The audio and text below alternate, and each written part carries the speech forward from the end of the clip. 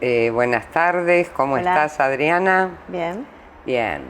Mira, me gustaría aludir a un artículo tuyo publicado en El Rey, en el que transitas la cuestión de la lógica significante y que me parece sumamente interesante el planteo de poner en relación o interrogar la lógica clásica, las lógicas no clásicas, en relación justamente a la lógica del significante.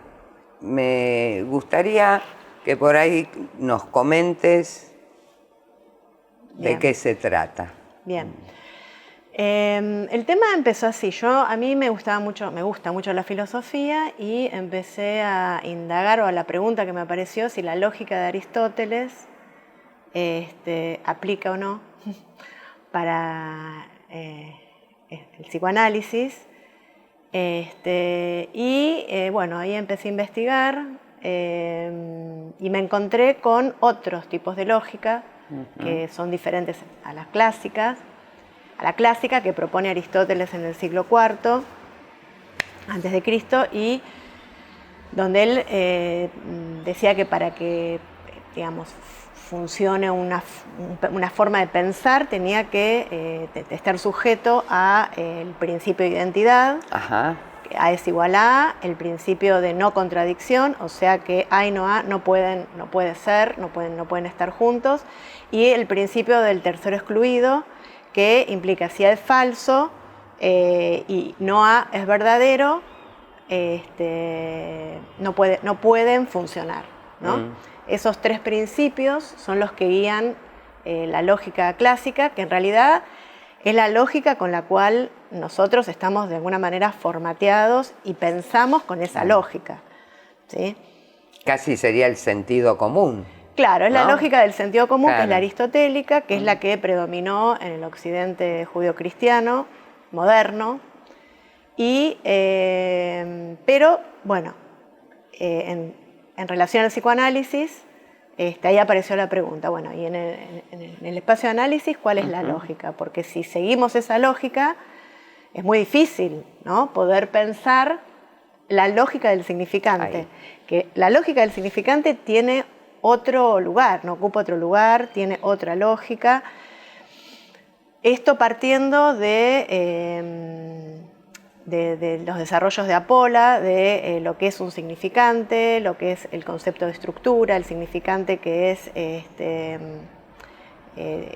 tiene un límite, ¿no? Se diferencia de otro por oposición y diferencia, es opaco generalmente, está articulado a otro en una estructura covariante, funciona en estructura. Claro. Ningún significante se significa a sí mismo. Entonces, todas estas definiciones de significante y estructura me llevaron a pensar que en realidad acá no podría operar la lógica de Aristóteles, ¿no? Cae el principio de identidad, por empezar. Claro, o sea, Lacan a lo largo de su obra, iba a decir se pelea, ¿no?, pero cuestiona a Aristóteles durante toda la obra. A mí me parece maravilloso eso, porque no solamente critica la lógica la proposicional, sino la lógica modal también, ¿no? Ahí también da una vuelta. Claro. En relación a la lógica proposicional, bueno, va a dar vuelta a estos principios, ¿no?, porque ya que operamos con la lógica del significante, por estas características que di anteriormente. Entonces, ¿qué dice? Que no hay principio de identidad, que A no es igual a A, ¿no? O sea que no habría esa identidad en ningún discurso. El específico del psicoanálisis, que es el texto clínico, por ejemplo, si nosotros pensamos mamá y mamá, ¿no?, como si fueran dos significantes, podría ser una cosa en un S1, sería el significante 1, y el mismo palabra o devenido significante en relación a este primero sería S2, y el S2 mamá podría no ser igual al S1. Exacto. Entonces ahí mamá y mamá podría ser una articulación significante y que aunque parezca lo mismo, no lo es. Claro. ¿Sí? Sí, sí, sí. No sé si se entiende lo que... Sí. ¿no? Madre Sí. y madre podrían funcionar diferente. Exacto. No, Eh. un significante no se significa a sí mismo. Claro, no se Claro. significa a sí mismo. Entonces, madre no es madre en sí, sino articulado a otro. Y Exacto. madre podría significar las dos cosas diferentes. Entonces, esto es una de las críticas o de los, ¿no? De las observaciones de Lacan que me parecen buenísimas para poder trabajar nosotros, para Claro. poder operar con el significante y estar atentos, ¿no? A escuchar eso o a leerlo. El otro principio que también, que es uno de los más importantes, los tres en realidad, pero es el principio de contradicción Claro. o no contradicción, Claro. ¿no? Que también, que A y no A no pueden funcionar en la lógica clásica, y en las lógicas no clásicas, que son aquellas que toleran más de un valor de verdad, se corren de la bivalencia y bueno, trabajan con diferentes valores de verdad y de negación también. Perdón, cuando hablas de la lógica bivalente sería verdadero Verdadero falso. falso, Okay. claro. Estas se corren, Claro. ¿no? Porque habría muchos valores de verdad Claro. y muchos valores de negación. De verdad claro. y negación, más que nada. Porque falsedad es en la lógica aristotélica. Acá se trabaja con verdad y negación. Negación, bien. O verdadero y no verdadero. Entonces, en relación a la contradicción, también, porque mi madre es mi madre y no es mi madre, Claro. ¿no? Dicho así, Claro. que es parte de un discurso, es parte de lo que se Obvio, trabaja en sí. análisis, ¿no? Es mi madre o es mi hermano, pero no es mi hermano, es mi tío, pero no es mi... No, o sea, es mi amiga, pero no es mi amiga. Sí. Todas estas contradicciones que a la luz de la lógica proposicional no podrían, estarían mal, en esta lógica se trabajan, ¿no? Se trabajan con preguntas, con intervenciones del analista, y justamente en estas identidades y contradicciones es donde aparecen las preguntas, ¿no? Hasta las más fértiles del analista, ¿no? Donde ahí la lectura permite un recorrido, ¿no? Abrir nuevos recorridos, digamos, de análisis. Claro. Y después está el principio de tercero excluido, que dice, si A es falso, no A es verdadero. Bueno, podría no ser también, ¿no? O sea, se caen los tres. Claro.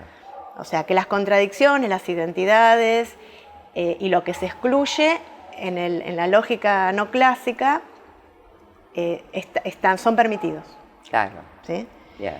Y hay muchos representantes de, digamos, hay alguien que en Brasil, que se llama Da Costa, fue un filósofo que incluyó, ¿no? Fue el primero que abrió el camino a pensar las lógicas paraconsistentes articuladas en psicoanálisis. Pero fuera del espacio de psicoanálisis, en las lógicas modernas, la mayoría hoy se trabaja con un montón, ¿no? Lógicas difusas, lógicas no estándar, bueno, tienen muchas denominaciones. Claro.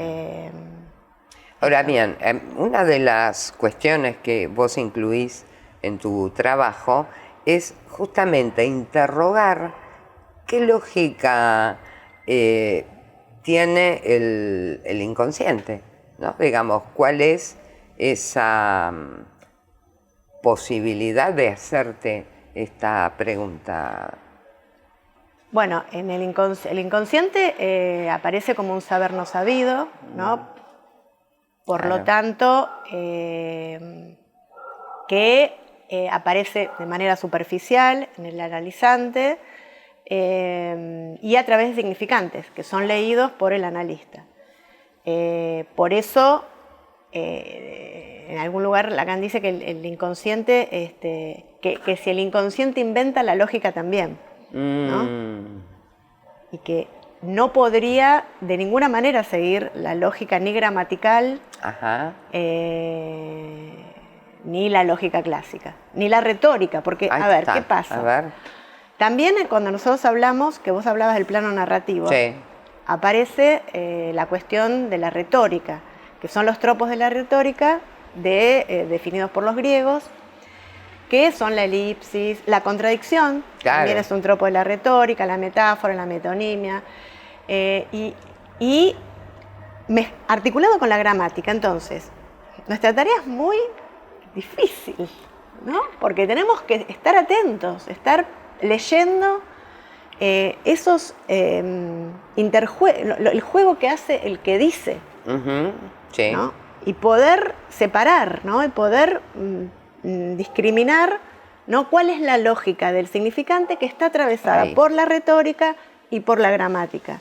Claro. Y que tiene que ver con esta lectura de inconsciente, que se abre cuando se cierra, ¿no? También. Claro. Por eso, bueno, esta es nuestra tarea, ¿no? De tener todos estos conceptos sabidos, articulados, para poder leer mejor,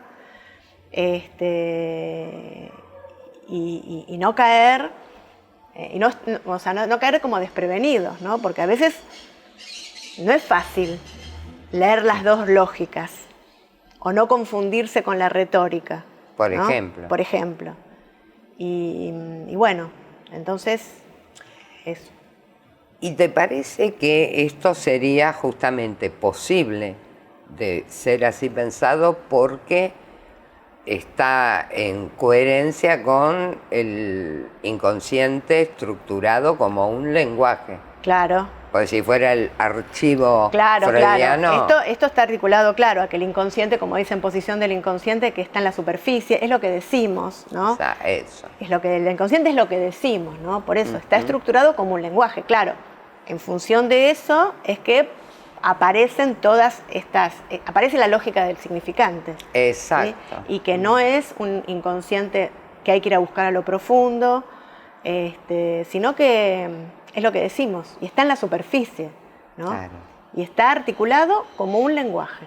¿Sí? Y en el lenguaje aparece, en la teoría de Lacan, el concepto de significante, que como dije antes, tiene todas estas características, que es lo que nosotros, una de nuestras funciones es transformar la palabra en significante, también porque los analizantes vienen con problemas que nosotros tenemos que poder leer, pero vienen con palabras.